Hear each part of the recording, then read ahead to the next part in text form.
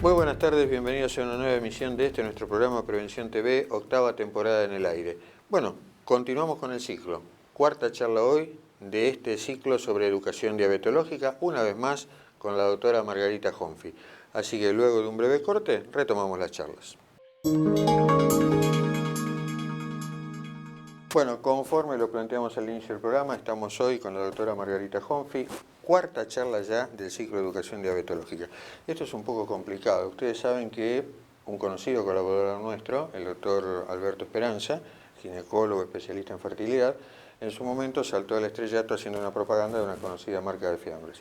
Es difícil preguntarle hoy a la doctora con su club de fans o decir otra cosa que no sea distinto de hablar de lo que quieras. Pero bueno, el programa ya tiene, o los programas ya tienen una cierta concatenación, de modo que hoy vamos a seguir hablando de índice Vamos a hablar glucémico. un poquito de índice glucémico, de carbohidratos. Bien. ¿Sí? Bien. El programa anterior quedaste hablando, si no me falla la memoria, de algo que te apasionaba o te preocupaba, que era el tema neurológico, lo silencioso que era el tema neurológico en la vida de los polioles. Por ahí debiéramos completar ese concepto y...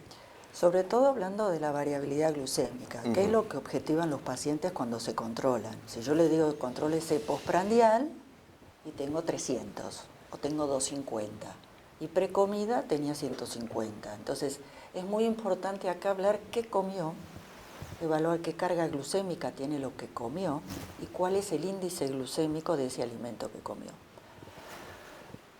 Con respecto a la vía del poliol, hablaba un poco de que el exceso de este azúcar en el momento postprandial hace que la glucosa desvíe su metabolismo en una vía que es la exosamina, que es la vía de los polioles, que es altamente tóxica para la mielina. ¿Está bien? Entonces ahí empiezan los mecanismos de desmielinización de los nervios y la neuropatía. Entonces, no es gratuito tener 500 porque me di el chiste de comerme 2 porciones de torta. ¿Está bien? Porque ese gratuito tiene un correlato con el daño que se hace a nivel endotelial, a nivel de los nervios periféricos y de los nervios centrales. Entonces es muy importante saber que la glucemia tiene que tener un nivel de estabilidad. Por lo menos que no fluctúen en hiper e hipos y que tenga una banda, digamos, que si yo tengo un paciente que está en 300, es muy difícil rápidamente bajarlo a 100 porque ese paciente se va a sentir mal. Esa Pero es una sí pregunta. voy, lo que vos me preguntabas, pero sí voy a tratar de llevarlo a los 200 y de los 200 tratar de llevarlo al 100. El paciente, cuando yo lo llevo rápidamente al buen control, si ha estado permanentemente hiperglucémico, va a sentir hipoglucemia, aún con rangos normales de control, porque te dicen, tengo 100, doctora, pero me siento horrible, me sudo, tengo taquicardia. Realmente se siente flojo, porque ese paciente está acostumbrado a nivel del sistema nervioso central a no tener ningún gasto para captar la glucosa sanguínea y llevarla a la neurona. Es lo que vivimos nosotros con la hipertensión arterial y nosotros por ahí tenemos que hacer un trabajo muy artesanal para bajar esto lentamente. Exacto. ¿En diabetes el tema es el mismo? ¿Existe alguna pauta individual, me imagino, para tratarlo o lo hace mucho más complicado? Lo hace complicado porque, bueno, hay pacientes en los que es necesario bajar rápidamente la glucemia, sobre todo en pacientes que estamos internados, pero nuestro problema no es la internación, sino que es el paciente ambulatorio que lo estamos medicando y que estamos tratando de lograr la aceptación, la adherencia al tratamiento, la adherencia a la dieta, porque esto es lo más difícil. Es decir, uno puede lograrlo en la internación 4 o 5 días, no hay problema. El asunto son los 365 días del año y cuál es el compromiso y la adherencia que ese paciente va a tener con su control en su casa. Entonces siempre vamos haciéndolo escalonadamente para evitar la hipoglucemia. Una vez que el paciente siente la hipoglucemia, es muy difícil que él después pueda adherirse al muy buen control, porque le tiene miedo. El paciente diabético tipo 1 está más adaptado, porque convive mucho con las hipoglucemias leves, pero el diabético tipo 2 que hace una hipoglucemia se siente muy mal. Por otro lado, si es un paciente más grande, puede desencadenar o un infarto o puede desencadenar una ACV. Entonces, siempre es importante pactar con el paciente, para mí. Es como les pasa a ustedes, y buscar escalonadamente la adherencia al tratamiento y ir mejorando su control metabólico. Y bueno, y hablando de control metabólico y hablando de lo que es alimentos, hablamos de cuáles son los alimentos que tienen más hidratos de carbono. Siempre tenemos la línea ahí de los semáforos, el semáforo rojo es el que más tiene. Cuando hablamos con las Nutri, ¿cuáles son? Habitualmente son los farináceos, la papa, el choclo, la batata, los cereales, el trigo, la avena, el arroz y todo lo que tiene que ver con la panificación. Entonces, en estos pacientes, esto es lo que más tenemos que charlar con la Nutri, cómo vamos a distribuirlos, ¿sí? No podemos comernos 2 platos de ravioles y después no comer. Ah, no, doctora, yo estuve manejando todo el día, no pude comer. Y claro, tuvo una hipoglucemia leve, pero digo, no es que te estamos mal con la medicación, es que vos no comiste para tu medicación en forma disciplinada. Entonces siempre pedimos en los diabéticos tipo 2 como mínimo las 4 comidas. Es decir, evitamos el ayuno y evitamos la hiperingesta, por empezar. ¿Y lo óptimo? Y lo lo mínimo óptimo 4, ¿y lo son óptimo? las 6. Las 6. Las 6 comidas, sobre todo si hay insulina. Sobre eso sí, insulina. Y los pacientes en realidad tenemos en un valor calórico total de más o menos 2.000 calorías, siempre pensar que es el 50%, el clásico es el 50-20-30. Después uno afina más o menos de acuerdo a la patología coexistente con la diabetes. Pero hablamos de un 50% de hidratos de carbono, obviamente sin los hidratos de carbono rápidos ni refinados, como el azúcar, como la Coca-Cola, como las tortas. Es decir, eso todo lo dejamos aparte por ahora.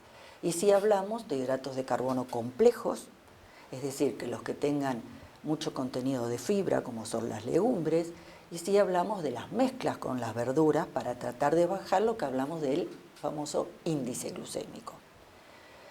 Entonces quiero comentarles que el índice glucémico tiene que ver con la capacidad del hidrato de carbono de aumentar la glucemia postprandial, la que tomamos justo 2 horas después de comer. Este índice tiene que ver con la carga glucémica también. Y el índice lo relacionamos fundamentalmente con un índice base que tomamos del pan o de la glucosa, con 50 gramos, que es el 100%. Todo alimento que tenga más de 70 es de alto índice glucémico y es el que no deben consumir nuestros pacientes diabéticos. Entre 70 y 55 estamos hablando de un índice glucémico medio, que tenemos muchos alimentos, y el que tiene menos de 55 es de bajo índice glucémico. Este índice glucémico sale de una relación entre la carga de hidratos de carbono que el paciente va a comer, ¿sí?, que se multiplica por el índice glucémico del alimento y se divide por 100. Entonces, no importa lo matemático, lo importante es que el paciente tiene que saber a nivel grosero qué alimentos son ricos en hidratos y que tienen alto índice glucémico que él no debe consumir o debe evitar en lo posible. Y este índice glucémico nos va a permitir tener una menor excursión de la glucemia postprandial y una menor fluctuación. Uno escucha por ahí que el tema de las dietas en la diabetes es fundamentalmente moderación y por ahí poca cantidad.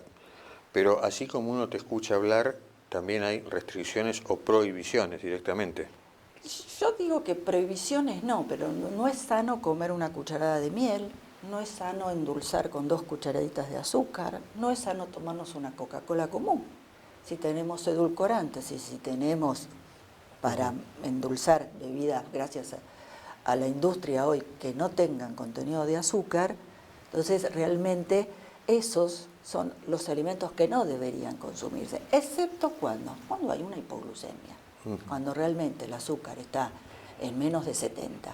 Nosotros los médicos hablamos de hipoglucemia real con menos de 50. El paciente tiene que tener síntomas, o si no tiene síntomas, con menos de 70. Y acá no estamos hablando de hipo, pero bueno, quiero comentarles que cuando hay 70 a veces el paciente ya debe consumir algún hidrato dulce y acompañarlo de un hidrato lento para mantener la glucemia. Sobre todo si el paciente viene diciendo, me está bajando.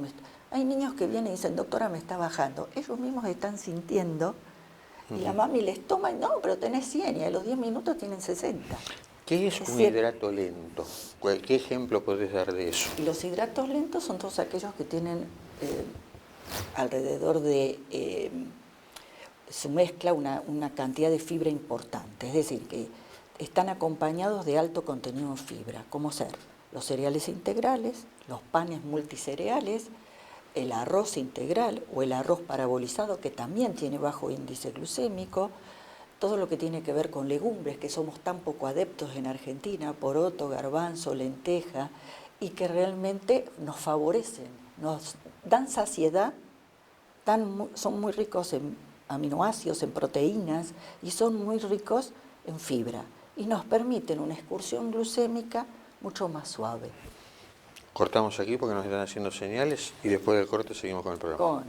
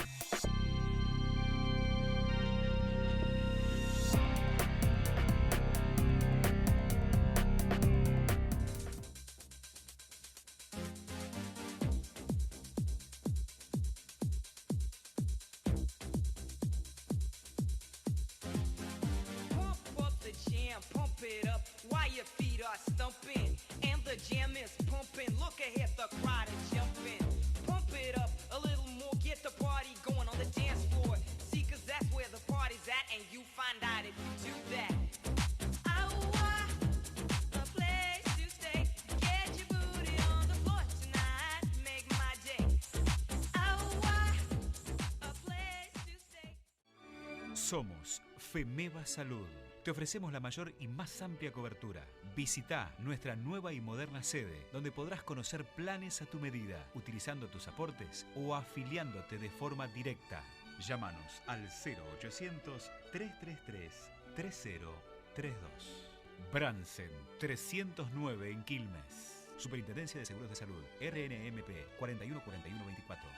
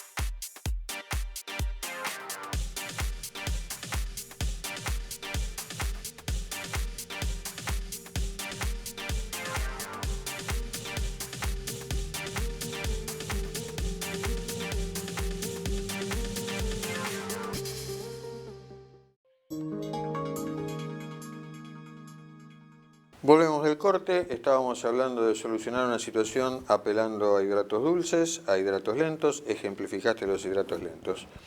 Y dentro de esos hidratos lentos siempre hablamos de los semáforos, ¿no? Entonces hablamos del semáforo rojo, que son nuestros hidratos de carbono lentos ricos en fibra. Pero tampoco podemos comernos un plato o 2 platos de ravioles. Sí, un plato moderado, ¿sí? O un plato pequeño acompañado de una porción de carne o una porción de verdura y una porción de fruta. Entonces, ¿como igual que la familia? Sí, pero no puedo comerme 2 platos de ravioles, porque la fluctuación de la glucosa, que acá hablamos de la carga glucémica, aún con un hidrato de carbono más complejo y con fibras viniendo de las verduras, va a ser alto. Cuando hablas de una porción, ¿qué significa exactamente? ¿Un plato, sí, una porción dentro del plato? Son 10 gramos de hidratos de carbono. Y acá viene la interdisciplina con la Nutri, por el cual nuestros pacientes no están bien educados. Y entonces, cuando hablamos de ración, hablamos habitualmente de 10 gramos de hidratos de carbono. Algunos hablan de 15 también. Pensemos que, por ejemplo, las lentejas, el pan, las papas tienen alrededor de 20% de hidratos de carbono por cada 100 gramos. Si yo estoy hablando que mi porción tiene 15 gramos como máximo, es un poco menos de 100 gramos. Quiere decir que por ahí un plato para un adulto que va a consumir 2.000 calorías son 2 raciones. Es decir, son 100 gramos, acompañado de otras verduras que tienen bajo índice glucémico, mucha fibra, mucho volumen y muy bajo contenido en hidratos de carbono, que es menos del 5, que las Nutri no lo cuentan prácticamente o no lo contamos prácticamente para hablar de el conteo de hidratos de carbono, que es otra cosa importantísima que tenemos que ver. Es decir, hablamos de fluctuación, hablamos de variabilidad glucémica, hablamos de índice glucémico y hablamos de conteo de hidratos. Esto sobrevino justamente cuando se empezó a trabajar mucho con los infusores de glucemia y cuando empezamos nosotros de insulina, y cuando empezamos a hablar mucho de tratamiento intensificado de la diabetes con basal bolo. Es decir, para los que no me entienden, el basal es una insulina ultra lenta y el bolo es una aplicación de insulina ultra rápida acompañando cada ingesta del paciente, con el cual estamos disminuyendo la hiperglucemia postprandial, pero tenemos que elaborarlo y verlo también con cuál va a ser la carga glucémica, y entonces enseñamos a los pacientes el conteo del hidrato. ¿Cuánto hidrato de carbono está usted consumiendo? Algo parecido se llamaba programa Daphne en alguna época, ¿no? Exacto, pero también estamos hablando de que nuestra dieta hoy en día tiene que ser una dieta variada, y hablamos de la mejor dieta nuestra hoy en día es la dieta mediterránea, es decir, una dieta con multicereales, con verduras, con frutas, con pocos hidratos de carbono rápidos, con mucho pescado, con mucha fruta seca, con contenido alto de aceites de oliva, monosaturados. Es decir, es una dieta balanceada, equilibrada, protectora. Lo que tenemos que ver en nuestros pacientes diabéticos, ¿qué es? La distribución.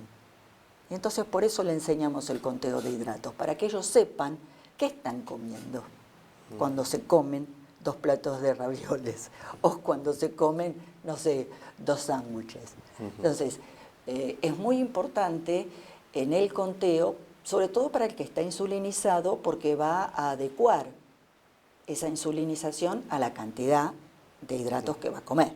El paciente que usa insulina a adulto, no hablemos de chicos porque tienen otra cantidad mucho menor, pero habitualmente es 1 unidad por cada 15 gramos de hidratos de carbono. Quiere decir que estoy hablando de 1 unidad por una ración de hidratos de carbono. ¿Está bien? Que una ración habitualmente, si lo tomo con la mano, podría ser una papa pequeña, podría ser una ración de arroz, ¿sí? Entonces, tenemos que pensar que en el conteo del hidrato de carbono el paciente está pensando en la glucemia postprandial para el que no usa insulina o en la carga glucémica que va a tener, y en el que usa insulina adecúa su conteo de hidratos a la cantidad de insulina rápida que se va a colocar, para evitar que estar hiperinsulinizado con una insulina basal, como podía ser antes la NPH, pero hoy en día realmente usamos los análogos, que son ultralentos y no tienen picos de acción y se mantiene como nuestra glucemia basal. ¿Qué hacemos cuando nosotros no comemos? Tenemos una insulina muy bajita. Y cuando comemos hacemos el primer pico muy alto de insulina y un segundo más lento a la media horita. Y eso nos permite un postprandial menor a 140, que es lo que queremos con nuestros diabéticos.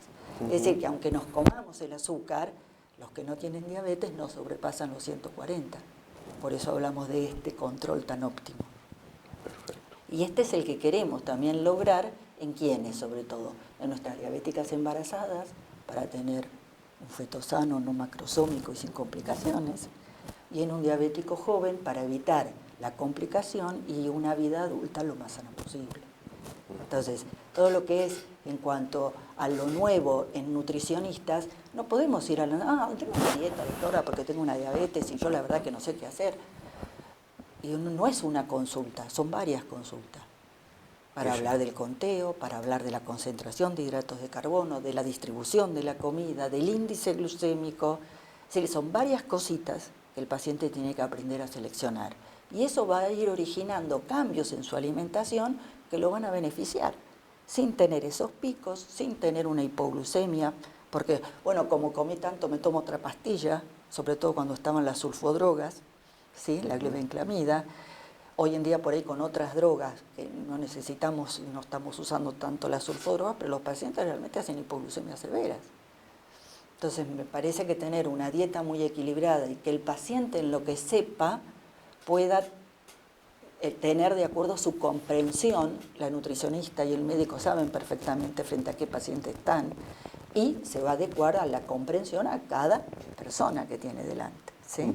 El que no puede manejar conteo de hidratos de carbono o no puede manejar gramos, no tenemos por qué exigírselo. Podemos hablar del plato, medio plato de verdura, un cuarto plato de hidratos lentos y un cuarto plato de proteínas y una fruta.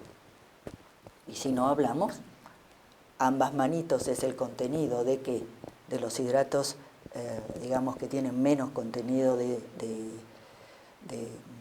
harinas o de hidratos de carbono, que son los verdes. Entonces hablamos de la doble palma, hablamos de una palma para lo que son las harinas y las papas y los farináceos, y hablamos de la palma de la mano para la carne. Entonces tenemos formas sencillas de explicar a nuestros pacientes también en aquellos que les dificulta o que realmente se les complica porque no comprenden de lo que uno habla.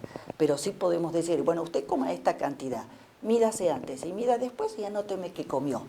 Y al lado de anotarme qué comió, qué se movió. Porque también uno va a adecuar la dieta de acuerdo a si el paciente va a hacer actividad física o no. Entonces no solamente adecuamos al grado de fármaco que va a tomar, sino a la actividad física que va a tener ese paciente. No es lo mismo un deportista o un paciente que nunca hace, pero se va a caminar y no lleva ningún azúcar, porque, por ejemplo, el diabético tratamos también de que se proteja de una hipoglucemia. Entonces lo invitamos a caminar, a controlar su alimentación y a protegerse de una hipoglucemia con un hidrato rápido en el bolsillo. Que no se lo coma si no está mal, ¿no? Pero es importante que esté protegido. Hidrato rápido para el que hace deporte, o para el cual sugerís. Sí. Y alrededor, podríamos pensar una media latita de Coca-Cola o 3 caramelos, o el que no puede, por ahí puede llevarse algunos en el bolsillo, algunos 5, 6 o 7 de estos uvas pasas de uva, como usan los ciclistas también. Pero es importante, en los niños es difícil hablar del caramelito, porque se lo van a comer. En realidad es eso. Entonces hablamos de los sobrecitos de azúcar, ¿sí? O de la glucosa en sellos. Bueno, en cualquier momento el camarógrafo aterriza acá arriba para cortar el Sí, programa. En realidad, para lo que creo que lo importante y que quiero dejar el mensaje es que no se olviden de que la nutricionista forma parte del equipo y que es fundamental en la vida de un paciente diabético. Bueno, luego de un breve corte, concluimos con el programa.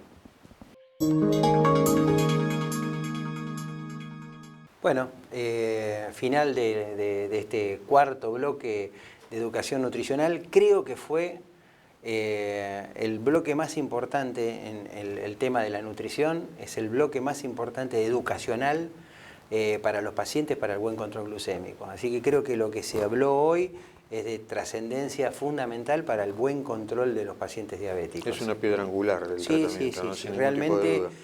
Por eso la importancia de la nutricionista, por eso lo multidisciplinario que tiene esta enfermedad. En este caso puntual, creo que es la herramienta más importante educacional, que el paciente aprenda a conocer los valores glucémicos de los alimentos que va a ingerir. Así que bueno, gracias a ustedes por estar ahí, por confiar en nosotros. Nos encanta hacer este programa y les deseamos una muy buena semana. Gracias a nuestros sponsors que hacen posible que salga este programa al aire. Y les deseamos una hermosísima semana a todos ustedes y nos encontramos dentro de 7 días en una nueva edición de Prevención TV. Hasta entonces. No quería terminar el programa sin agradecerle también a la doctora Honfi por su tiempo. Nos llevamos cuatro programas y quedan unos cuantos más. Y la vamos a seguir torturando. ¿Cómo? No, que siga viniendo. Ah, por supuesto. Recién empieza la educación diabetológica. Hoy fue un pilar, pero lo que viene es muy interesante también. Vamos a ver qué opina su club de fans. Bueno, tal como lo planteó Javier, gracias para todos por seguir allí, gracias para nuestros sponsors y los esperamos en una nueva emisión dentro de 7 días. Nos saluda la doctora. Chau. Chau.